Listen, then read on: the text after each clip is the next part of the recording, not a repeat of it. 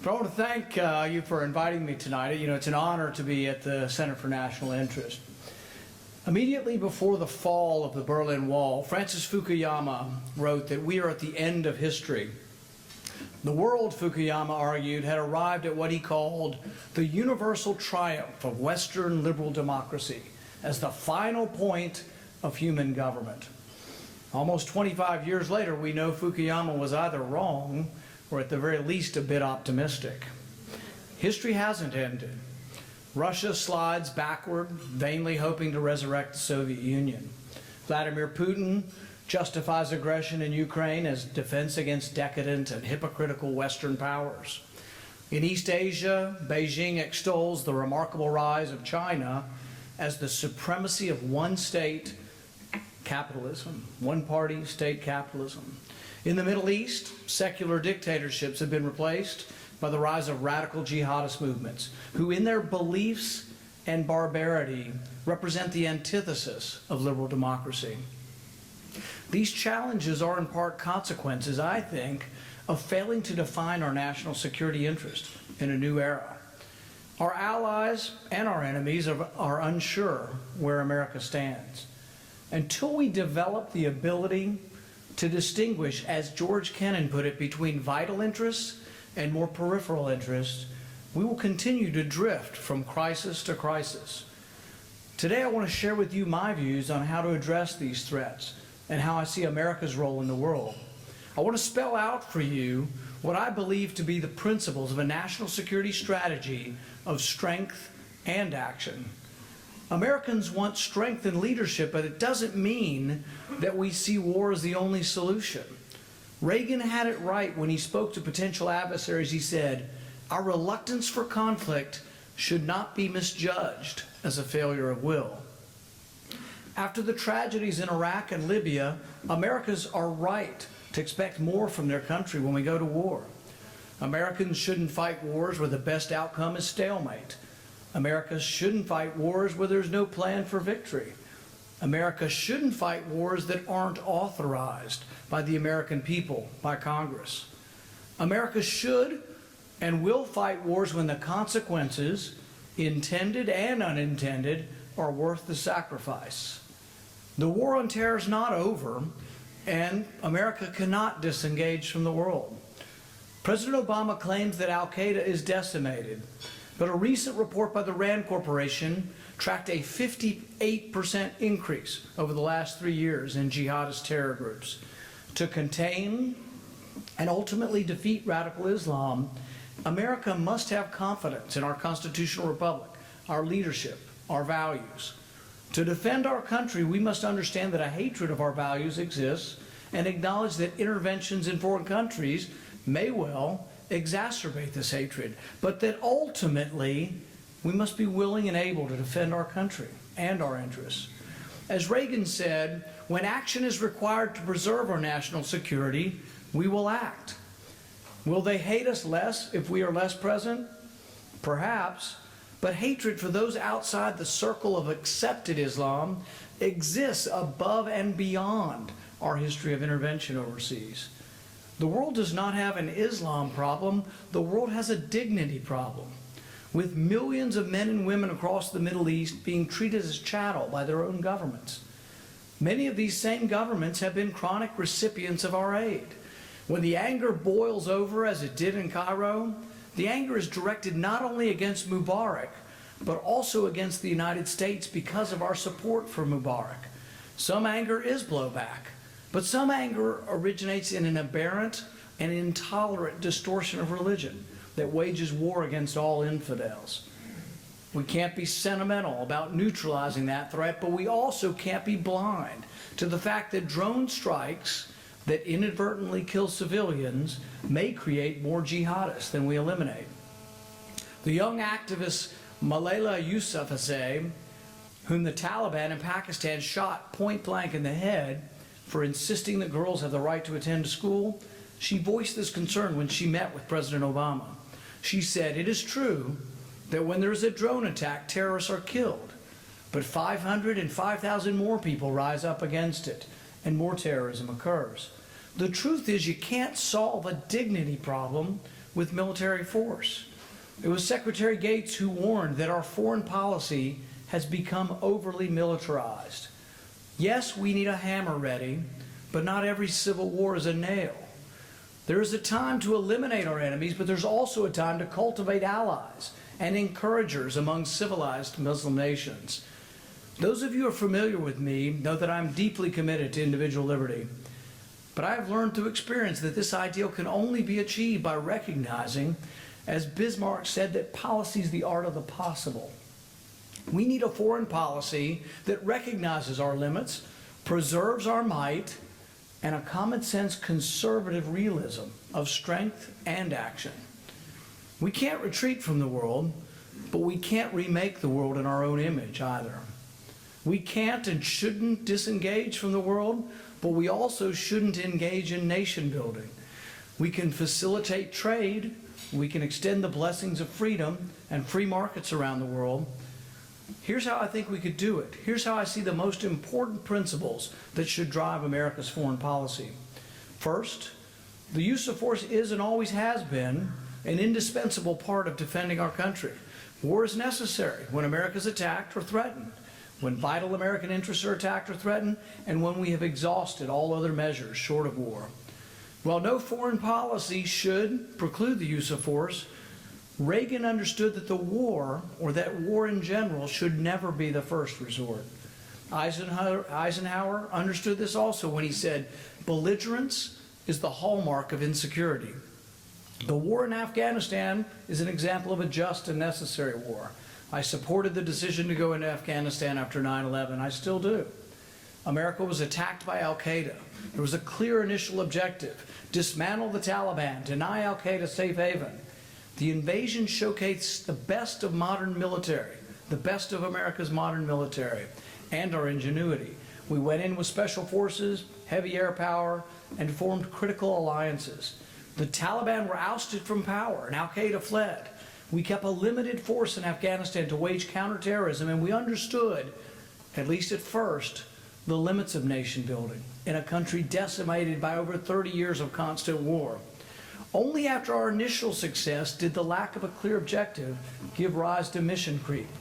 Today, Afghanistan is more violent than when President Obama came into office. He deployed 50,000 new troops to Afghanistan, nearly doubling our forces. He added $120 billion to the deficit to pay for it. And yet, the results are discouraging. The leading cause of death among our soldiers now in Afghanistan comes from enemies disguised in uniforms of our allies. 1,422 soldiers have died since President Obama ordered the surge. We have now spent more money in Afghanistan than we did for the entire Marshall Plan. And yet, after killing bin Laden and toppling the Taliban, it's hard to understand our current objective. Stalemate and perpetual policing seems to be our mission now in Afghanistan, Iraq, Syria.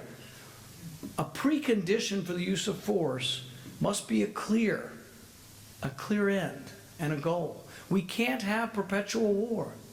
A second principle is that Congress, the people's representative, must authorize a decision to intervene. Reagan's Defense Secretary Caspar Weinberger said, when he outlined a systematic approach to sending Americans to war, he said that there must be a clear consensus. A critical component of this doctrine is support from the American public. The Libyan war is a perfect example of the wrong way to do things. We fought a war without the approval of Congress or the American people. President Obama claims that our military was being volunteered by others to carry out missions in Libya. He fundamentally misunderstands our republic. Let me be very clear. France does not send our men and women in uniform to war. The United Nations does not send our soldiers to war. Congress, and only Congress, can constitutionally initiate war.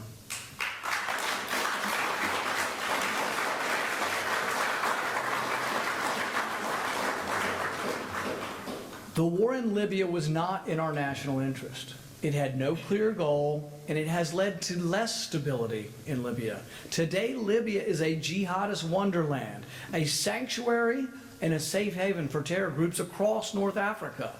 Our ambassador was assassinated. Our embassy was forced to flee overland to Tunisia. Jihadists today swim in our embassy swimming pool in Tripoli. The Obama administration, urged on by Hillary Clinton, wanted to go to war but didn't anticipate the consequences of war. Libya is now more chaotic and America is less safe.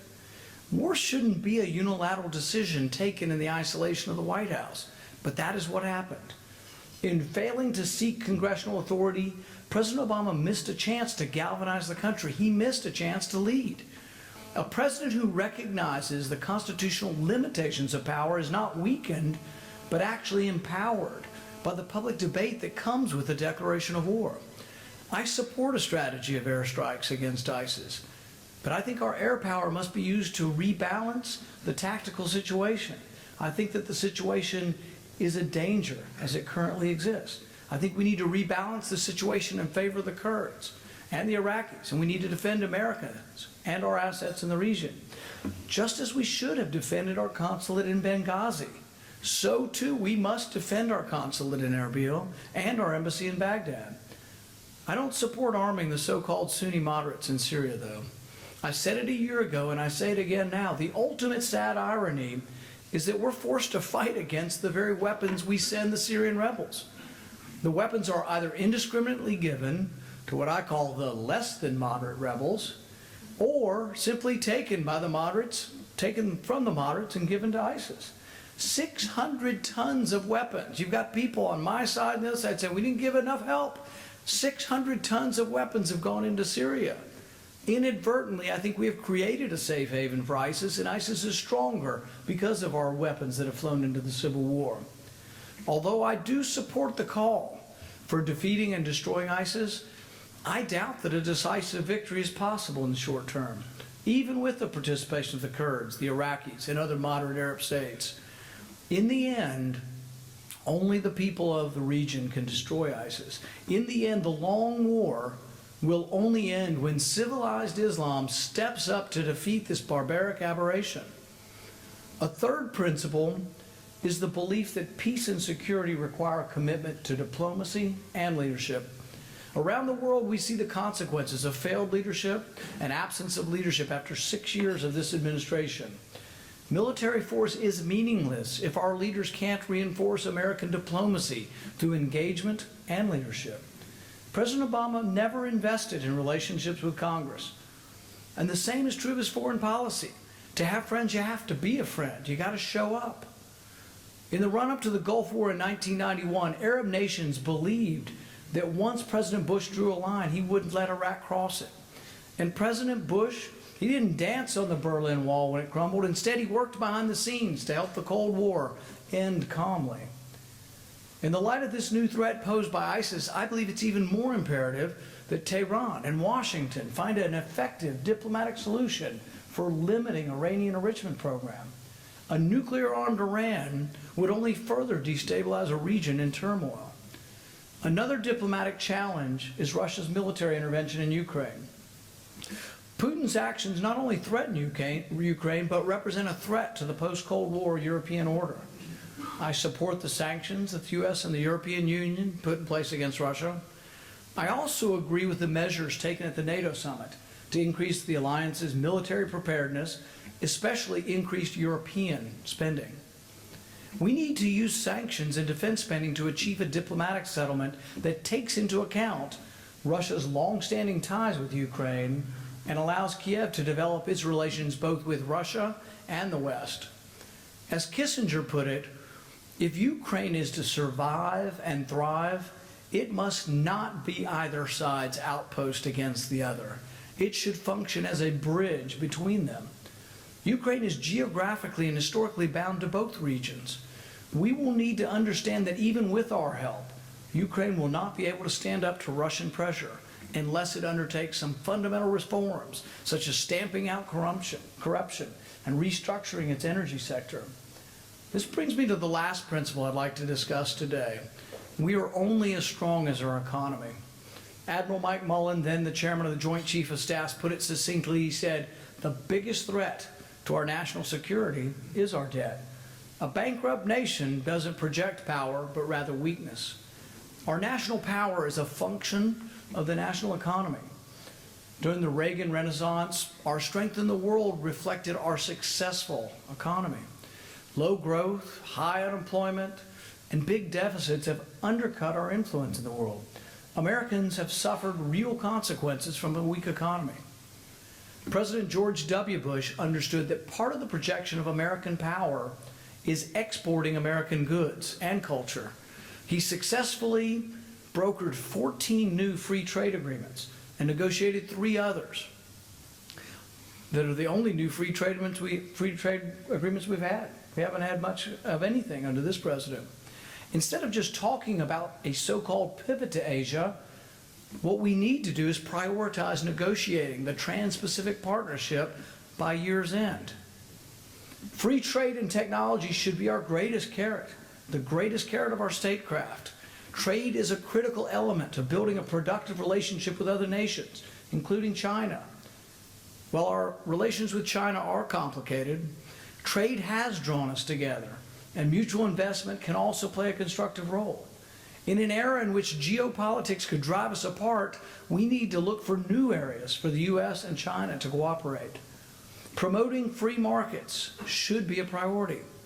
The only long-term strategy that will change the world, though, is fostering successful capitalist economies that increase living standards and connect people through trade. From Kiev to Cairo to Tunis, we're witnessing a historic time of protest against the injustice of overbearing and corrupt governments. If the long war is ever to end, we must understand the frustrations of the Arab street. It isn't always abject poverty or religion that motivates recruits or sets off conflict. Often it's the despair and humiliation that comes from overbearing government. 26-year-old Mohamed Bouazizi, a Tunisian street merchant, set himself afire and began the Arab Spring. He was an aspiring entrepreneur, but he was foiled by a corrupt government. Bouazizi had a dream. He'd saved for a pickup truck, but cronyism and overbearing government stifled his dream. Constantly harassed for money he didn't have, Bouazizi doused himself in kerosene and lit a match. My great-grandfather came to this country with a dream not unlike Bouazizi's. He peddled vegetables until he saved enough to purchase a truck. It elevated him to what we then called a truck farmer, a level that allowed him to purchase a home and a small bit of land. The difference between America in the late 19th century, when my great-grandfather came, and the Middle East now, and South Asia, and Africa, and South America, is that bribes and cronyism weren't necessary here. You could get a license. You probably didn't even need a license in those days. You could just go to the street corner and start selling vegetables. Peruvian economist Hernando de Soto spoke to Bouazizi's brother, and he asked him if he left a legacy. And his brother responded, of course. He believed that the poor had the right to buy and sell. Something as simple as that could revolutionize and transform the Middle East. Tonight I've outlined the principles so we must remember if we're to advance security, peace, and human dignity. These principles of conservative realism are a return to traditional Republican values. They recognize our limits and they realize our might. Americans yearn for leadership and for strength, but they don't yearn for war. Our enemies should bear witness to the unmatched and unstoppable American force that was justifiably unleashed after 9/11. They should know that terrorism will never defeat America, that America will never be defeated by terrorism, that it will only awaken and embolden our resolve. The world should also know that America aspires to peace, trade, and commerce with all, that though we will not abide in justice, we will not instigate war, that our noblest intentions are sincere, and war will always be our last resort, and that our reluctance for war must not be mistaken for a lack of resolve. They must remember that the exceptional ideas that formed our republic unify us in the defense of freedom, and we will never back down in the defense of our naturally derived inalienable rights. Thank you very much. Did Rand Paul just give the most important foreign policy speech of our lifetime? But, you know, I think on 2016, by the way, I'd love to see Jeb. I'd love to see Chris Christie. I think Paul Ryan would be a great candidate. The one person I don't want to see is somebody like a Rand Paul who's put out budgets to cut the military in half. I think that would be devastating for our party right now. It's interesting because that argument right there is, if you look at the military budget of the United States compared to the rest of the world, it's dumbfounding, the amount of money and the resources that we put into military. And if we cut it in half, we would still have the mightiest military and the most expensive military in the world. So is that such a bad thing, Jack? Let's talk about the stupidity, and that's Representative Adam Kinzinger of California's statement that he made. This is a Republican, guys. Okay, so everything you just said is true, Kurt. If we cut our military budget in half right now, that would take us about, it's either 2004 or 2006 levels of spending on our military. I don't remember Republicans in 2004 and 2006 saying that we were extremely underfunded and Bush was killing the military and, we're all going to die, whatever the hell else. Devastating is the word he used. I don't remember that. Let's get to Rand Paul specifically. So Rand Paul did call for Pentagon cuts, as he called for all sorts of cuts in our government that would save us about $500 billion a year, one of the first budgets he proposed. Well, that never passed. And he had, I think Jim DeMint voted for that budget. Mike Lee, apparently Kinzinger thinks they're anti-military. No, we just need to cut and we need to be smart about how we spend our money. Okay. After that budget, we have the sequester. The sequester was the automatic cuts that went across the board, and they were sloppy cuts. They were a horrible way to cut government. They need to be more specific. The Congress is so irresponsible, they enacted these automatic cuts. Guess who voted for the sequester? Adam Kinzinger. He voted for that. He supported that. Okay, so Rand Paul introduces a bill later on that restores all the cuts made in the sequester and cuts in other places. So this sequester that Paul Ryan and Mitt Romney said, Obama's slashing the military, which all the Republicans agreed with at the time, including Kinzinger, Rand Paul tried to fix that. He said, this is a sloppy way to cut. This is a bad way to cut military. Let's fix that. That didn't pass either. Long story short, Kinzinger's lying about Rand Paul's record on this. He's lying about to the degree that we don't need to cut. And I'll go furthermore, Kurt. When Republicans say we need to reform our public education system and get rid of the Department of Education and reform it, the first thing Democrats say is that Republicans are going to devastate education. We hear that, right? When Republicans want to reform entitlements, Paul Ryan, remember, he had that plan to reform entitlements. Democrats show grandma being pushed off a cliff. Republicans are going to devastate Social Security and Medicare. Republicans want to devastate the poor by getting rid of certain welfare programs. You see what I'm getting at. Democrats say every time that Republicans want to cut, reform, scale back, that we have to have the size of government we have right now, and not only that it needs to get bigger, and anything that goes in the opposite direction is devastating. We want to starve the poor.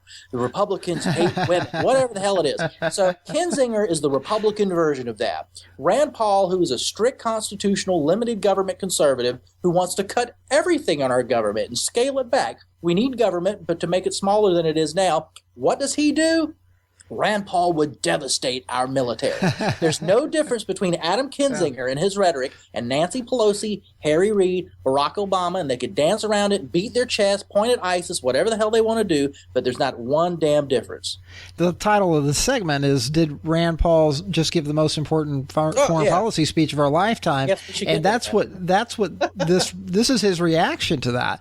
And it is probably the most important speech that I've heard him give. There are some things that I take caution about, and I think other libertarians and people that are cautious about what we've seen over the last 13 years. And I'll give you an example. He talks about American interests. Now that might be pandering to our neoconservative friends or our warhawk friends, but that is something that has to be defined. You have to clarify, what is our American interest in terms of going and taking military action and defending our American interests? What is that? And so that's probably the one area of the speech that I wasn't sure about.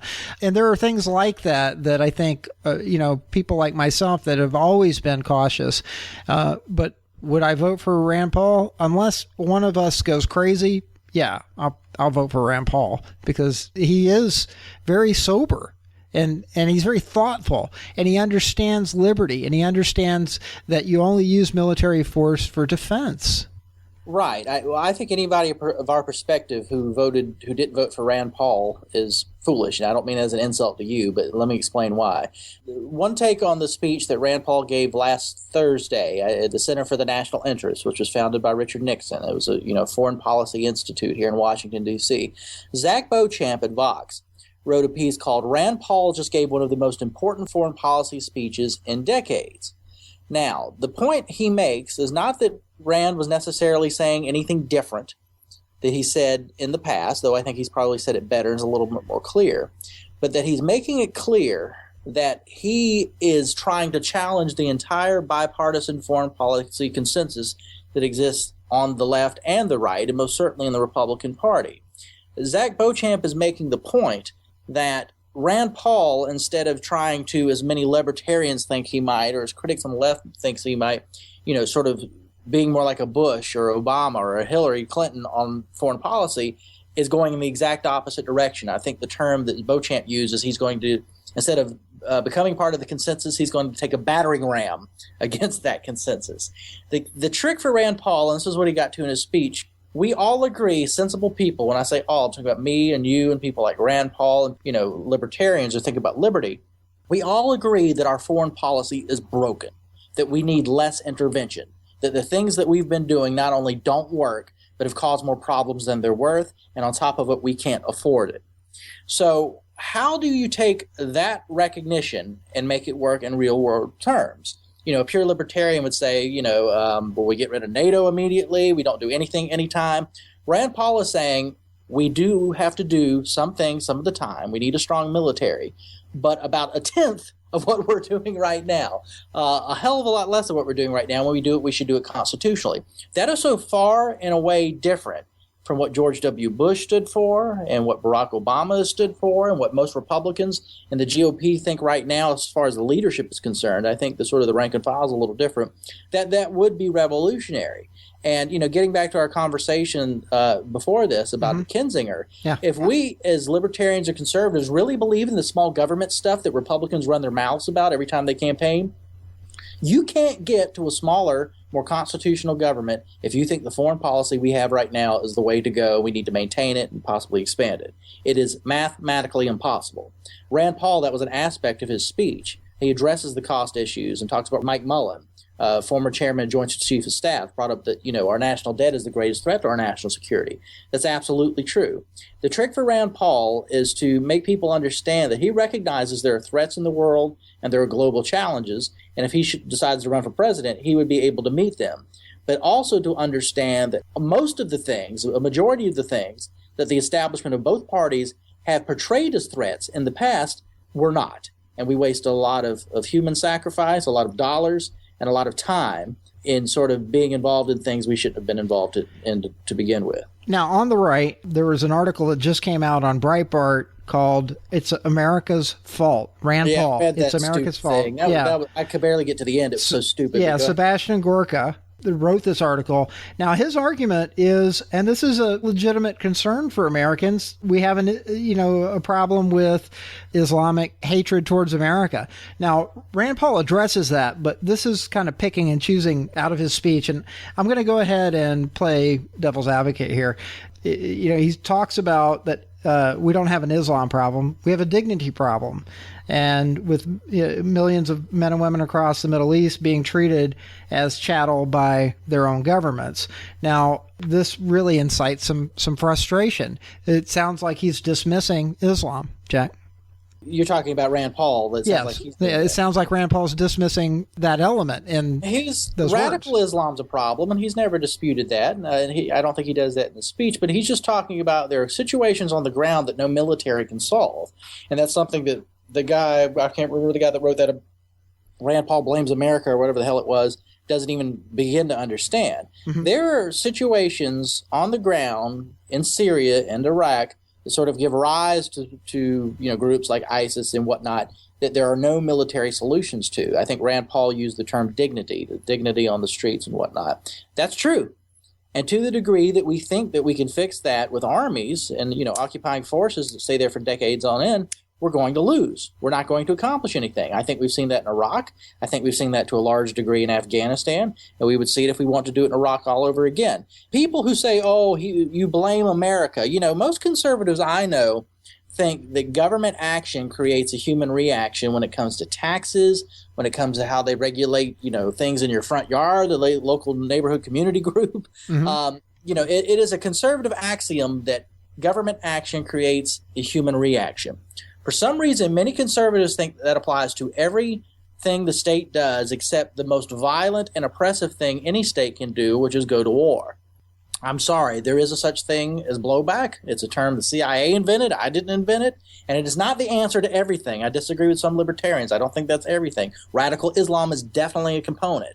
Mm-hmm. But the idea that you can go to war with countries for decades on end and bomb people and kill lots of innocent civilians and not think people are going to be angry with you and use drone strikes and not think that that's going to recruit terrorists, as Malala Yousaf, I can never say her last name, has recently said even to President Obama, is foolish. And to the degree that we want to be foolish and beat our chest and say Rand Paul's blaming America, we're going to keep having these problems. And we have to look at history too. That Democrats have gotten into a lot of the wars, and that somehow switched with Bush Sr. and Bush Jr. And now Democrats are keeping us in wars. To me, this is a globalism liberal foreign policy position. It always has seemed that way to me, that this is something that liberals will go along with, that liberals actually endorsed up until the Republicans started endorsing it. And it's like the Republicans were taken over by this kind of liberal neoconservative belief system on foreign policy. Right. Neoconservatism is basically applying liberal principles to foreign policy. In domestic policy, we say, oh, this government program doesn't work. It costs too much. It's ineffective. Let's get rid of it. Let's do something different with it. Well, our foreign policy has cost too much. It's ineffective. It hasn't done much. And what do neoconservatives say? We got to do more of it. Just keep the course. Keep doing it. Keep doing the same thing.